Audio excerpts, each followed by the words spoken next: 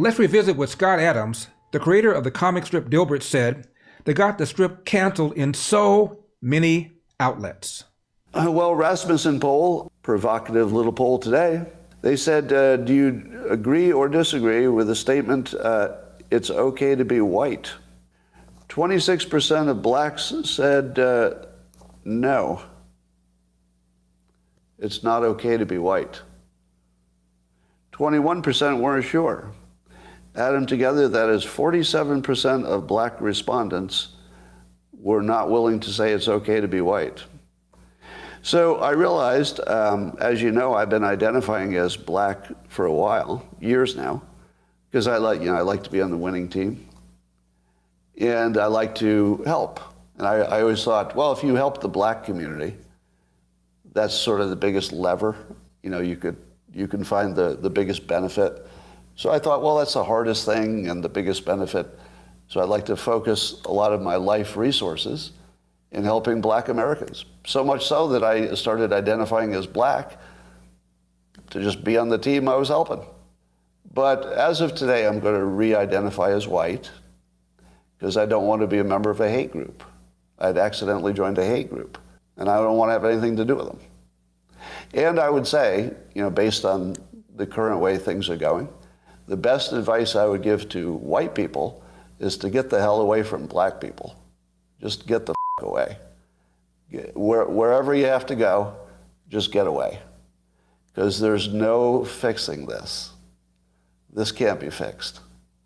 So I think it makes no sense whatsoever as a white citizen of America to try to help black citizens anymore. It doesn't make sense. It's no longer a rational impulse.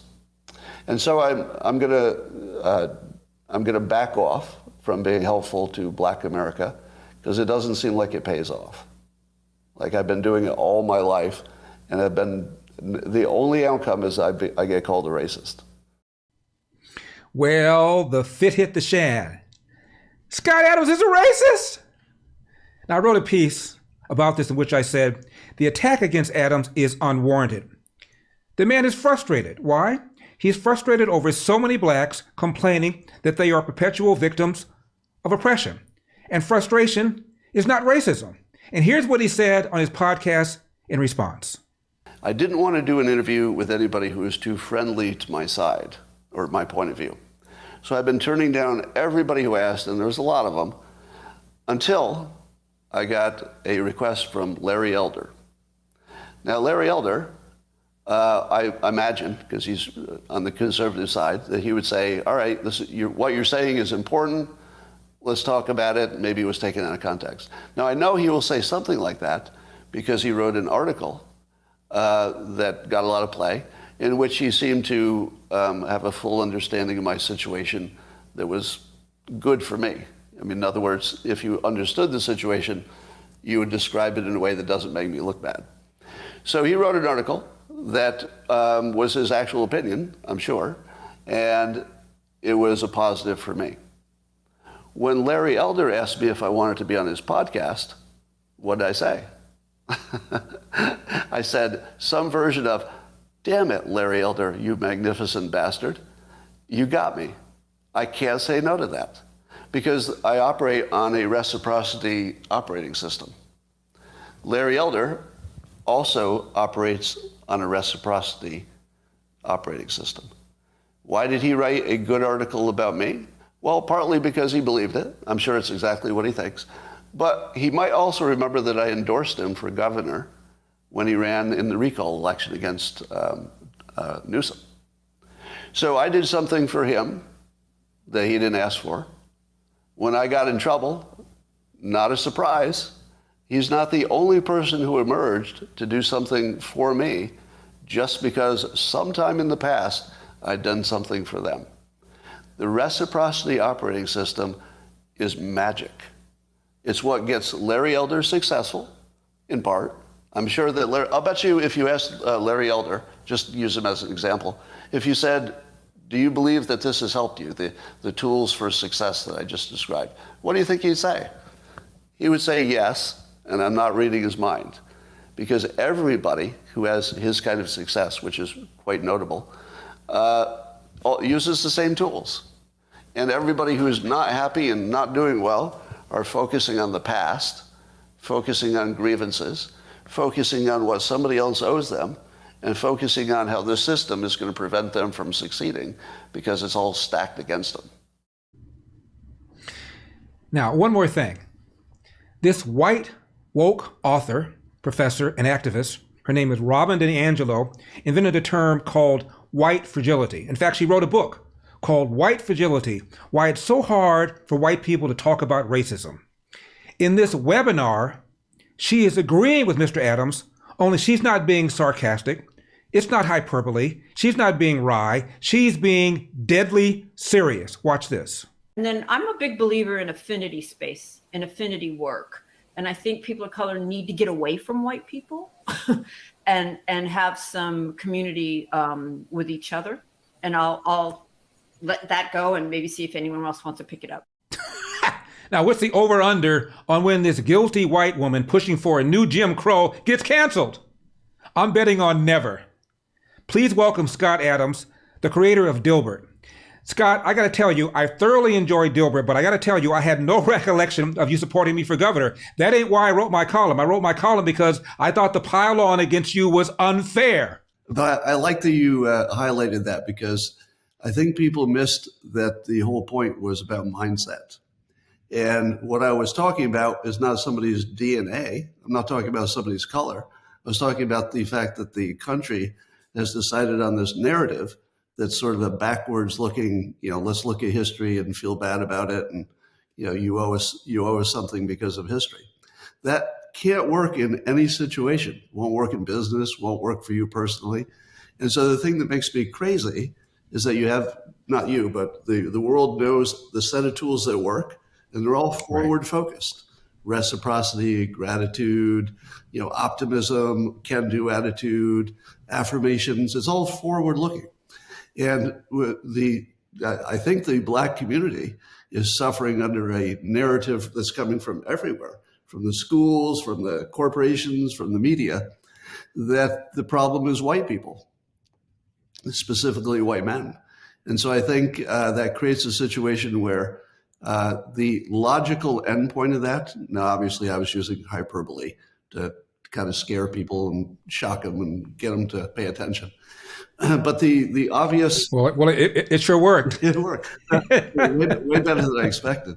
I thought it would sort of stay within my audience who understands I like to provoke and then circle back with something useful, which is what you saw on the whiteboard. But it didn't work when it got into the bigger world. Now, Scott, a couple things. 26% of Blacks said it's not okay to be white. 21% said they have no idea. So it really was 47% that said it's not okay or we have no idea. The majority of Blacks said it's okay to be white. By majority, I mean 53%, which is still low. And by the way, you let escape the 20% of whites who said either it was not okay to be white or they weren't sure. What about those people? Well, I'll do you one better. There's nothing about the poll that's important to my point. I use it as a talking point, as a jump off point. But I think if they had asked the question, do you think that white Americans are the cause of continuing systemic racism? You would have gotten, what do you think the number would have been? It would have been higher than 50%, wouldn't it? Right. Absolutely, it would have been. So that's the point. The point is it's coming from everywhere. And I think a lot of people who wanted to avoid the point said, let's talk about the details of the number of people polled. That was never important. It was one poll that pointed in the same direction as all the other signals, but it wasn't important. Larry Elder here. Buy gold and get a free safe to store it in. That's right.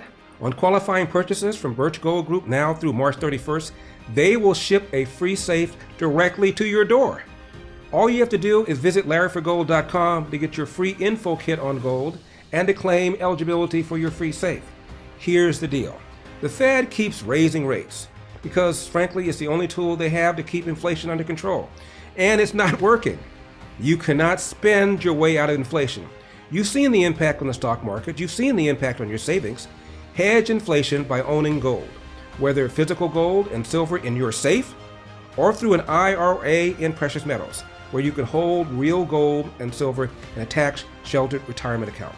Birch Gold has an A-plus rating with the Better Business Bureau and thousands of satisfied customers. Visit LarryForGold.com for your free info kit on gold and to claim your eligibility for your free home safe by March 31st on qualifying purchases. Again, visit LarryForGold.com. That's LarryForGold.com. Well, and I said in my column, all you're doing, Scott, is saying things out loud that a lot of people, black and white people, are saying quietly. You mentioned about Don Lemon of CNN. He, years ago, when he was having one of his more rational moments, he talked about living in a predominantly black area, predominantly white area, and talked about the difference was night and day. Less crime, less chaos, less trash. Nobody jumped on him. Nobody called him a sellout and an Uncle Tom. And some years ago, Scott, Jesse Jackson, this is, I think in the 90s, he said, it's gotten to the point now where when I walk down the street at night and I hear footsteps and I turn around and I see white people, I feel relieved. He's talking about crime. And after he said it, people mentioned it, like moi. And then he said, well, what I meant was, when you turn around and it's white people, you know there are going to be cops nearby, or some cock maybe excuse like that, because he got caught having a rare moment of honesty. Yeah, the crime situation is sort of an adjacent topic. I'm really more concerned about the mindset. I mean, when you get into crime, it's a whole other bag of stuff, right. And poverty is the big part of that. But I'm talking about everybody. Just every normal person is being poisoned with a narrative that says, you know what your problem is? It's those people over there. And right. That is the so opposite of what was the operating system for America that made America what it is. If you take away the operating system, where you got the melting pot and everybody's got problems, but you got to figure it out yourself. If you need help, just ask.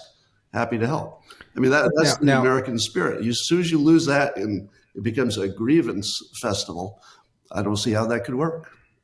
Now, Scott, speaking of the Rasmussen poll, for years, Rasmussen has asked blacks and whites, and more recently, Hispanics and Asians, of these four groups, which group is most likely to be racist? Whites said blacks were the most likely to be racist. Hispanics, Scott, said blacks were the most likely to be racist. Asians said blacks were the most likely to be racist. Blacks said blacks were the most likely to be racist. Now, nobody commented on it. I saw the poll on my radio show when I was doing radio. I mentioned it. But a tree fell in the forest and apparently did not make a sound. Blacks were acknowledging of the four groups that they were more likely to be racist. Now, they didn't say the majority of blacks were racist, but of these four groups, our group was more likely to be racist than whites, Hispanics, and Asians. It seems to me that's a bit of a problem. And for several years, the Anti-Defamation League has done studies, and it determines that blacks are 2.5 to 3 times more likely than non-black Gentiles to be anti-Semitic. It just seems to me that's a bit of a problem. Yeah, I mean, as long as we're talking about like groups, you get this weird artificial average. There's no average black guy. There's no average white guy. So I like to, whenever I can, try to shift it away to the individual performer and talk about the things that we all have in common, such as conservatives want better education, black Americans want better education. There are a whole bunch of things that we're completely agreed on. And those things don't get done primarily because there are, I would say, grifters and people in the media who want us to treat each other as a group. And I sort of reject that. But if one group gets totally poisoned, it's going to be a problem for spending time with that group. I want people to have a positive mindset, and then I love everybody. And Scott, also, I believe that racism has never been less important to American success, no matter your race, no matter your color. Never been less important. And as a result, some of these people on the left have to find new sources of racism because the cupboard is bare. Barack Obama gets elected with a higher percentage of the white vote than John Kerry did 4 years earlier. He got elected, Scott, with 52% of the vote. Walked into the Oval Office the third week of January, never having signed an executive order, and his popularity was at 70%. Not because all of a sudden people wanted Obamacare or taxes raised, but they felt at the very least, this black man has proven that you can make it in America. America is not systemically racist, and he'll bring us together. And in my opinion, I'm not asking you to give yours unless you want to, he made things worse. The Cambridge police acted stupidly. If I had a son, he looked like Trayvon. He said that racism is America's DNA. What? He embraced Black Lives Matter. He had Al Sharpton in the White House over 80 times, to the point, Scott, where when he entered the Oval Office in January of 2009, the majority of whites and blacks thought race relations would improve. When he left office, majority of blacks and whites thought race relations got worse. If this guy who went to Punahou, he went to Harvard Law School, became president of Harvard Law Review, had a gifted career, a gifted life, wrote a book in which he talked about having a white girlfriend before Michelle, who was from a prominent family, and the family loved him.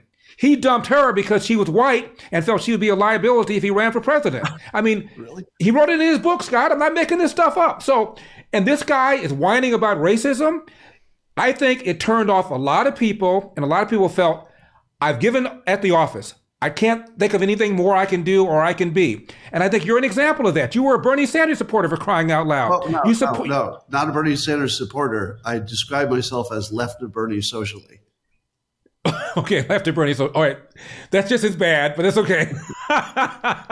The point is, you're not some sort of right winger. You're not some sort of John Birch Society guy. You never have been. You've been empathetic. What more can you say? What more can you do? And you're still called a bigot when you say something that somebody gets offended by. And by the way, you pointed out something. I want you to comment on this. Most of the people who appear to be offended by what you said were white people, not blacks. Yeah. Well, white people and black people who talked to me about it. Because a lot of the conservative black folks said, there's something going on here. We need to figure out why you said that, like what's going on. So anybody who asked the question got an answer that they were happy with, although everybody would agree that what I said was offensive. It was meant to be offensive. So of course it was. But in terms of... Well, I again, Scott, I think you're being hard on yourself. I didn't think it was offensive. I thought you were being sarcastic. I thought it was hyperbole. I thought it was frustration. I did not think it was offensive at all. I really did not. I said to myself, okay, he's going to get hammered. He's going to be called this, that, and the other. But these are the people that are looking for something. Yeah. One more point too. I know I'm bouncing around. Of all the things to be upset about, of all the things to channel your energy into, 85% nationwide, Scott, of black eighth graders, these are 13-year-olds, can neither read nor do math at grade proficiency. Half of them can't do basic reading at grade proficiency. What are we talking about here? Let's jump on Scott Adams for making a comment? You got to be kidding me. This is where your energy is? I'm literally working on a curriculum to help people learn the skills of success so they can maybe penetrate these bad school systems on their own. So yeah, I'm only trying to be useful. By the way, I supported Barack Obama because I thought, it'd be a good time to have a black president and just get it behind us. And I love the fact that he didn't make a big deal about being black when he ran for office. That's what got white people on his side. If he had said, vote for me because I'm black, that would have been a different formula. But he was smart enough. He's a good politician. You have to give him that. Right. And by the way, he doesn't exactly live in Harlem right now, does he? Martha's Vineyard, 12.7 million. I think I read that the percentage of blacks living there was 0.001. And the one is Barack Obama and Michelle. Well, that has more to do with economics. But yeah, there's certainly that effect going on. Yeah, and I'm not hating on him. I mean, I call myself the sage from South Central. I was born in South Central LA. I live in a nice area of LA on the west side, in the Hollywood area. And somebody once called up and said, Laura, you call yourself the sage from South Central, but you don't live in South Central. I said, yeah, and Frank Sinatra doesn't live in Hoboken. Grow up. Yeah. Yeah, so some of this is just practical people making practical decisions about avoiding crime and going to where the houses are nice and all that. Right, of course. But really the mindset that people are being poisoned with is the big message here. And if I could get one thing across at the expense of my reputation and career, it's that we have to stop pushing an anti-white agenda. Or let me put it in this context. The reason I opposed Confederate statues is because black Americans, by a large number, said those are offensive. Now, if a large number of Americans say that's offensive, I don't want it in the public space. So of course, all I care about is how you feel. Do you feel that this is offensive? I don't need any facts. How do you feel about it? That was important data for me to have an informed opinion. Likewise, I think that my opinion that things are getting poisoned to the point where we're just going to have to stay away from each other if it gets worse, that's valuable information, because a white person can't say that out loud without getting canceled. So unless you're Robin DiAngelo, and then you can say it, and it's not a problem. Well, I'm going to give her a little bit more of a pass, because she was sort of talking about a voluntary situation. It wasn't exactly like mine, and I was trying to cause trouble. She wasn't trying. Well, yours is voluntary too. But finally, Scott, let's talk about the status of Dilbert. Have you got any of your outlets back since then? Have people calmed down? No, I'm completely canceled, because I didn't realize that the people who wanted to cancel me got my choke points. If you get the publisher, you get all of my books, which is what they do. Mm-hmm. And if you get my syndication company, the group that sends it out to newspapers, then you get all of the newspapers. So it's 100% canceled everywhere it was, but now it runs exclusively on the Locals platform, scottadams.locals.com. It's a subscription site with a lot more stuff. Well, I hope you have a few shekels put away so that you're not going to be homeless anytime soon as a result of Dilbert being canceled like that. Yeah. I hope your money's not in crypto. Very small amount. Yeah. All right. Well, Scott Adams, thank you very much for your interview. God bless. Thank you so much, Larry. Now, be sure and hit that like button and hit that subscribe button. We're trying to get our subscriptions up. And scroll down and join our mailing list. Why? Because believe it or not, from time to time, YouTube has issues with my videos. I don't know why, but if you want to make sure you don't miss any, get on our mailing list. And you see that little donate button? Hit that. Throw a little something in the tip jar. Make sure we can continue giving you hard-hitting, candid programming. Remember, LarryWithEpoch.com, Larry with EPOCH.com. I'm Larry Elder. This is the Larry Elder Show for Epoch Times. Remember, we've got a country to say. I'll see you next time.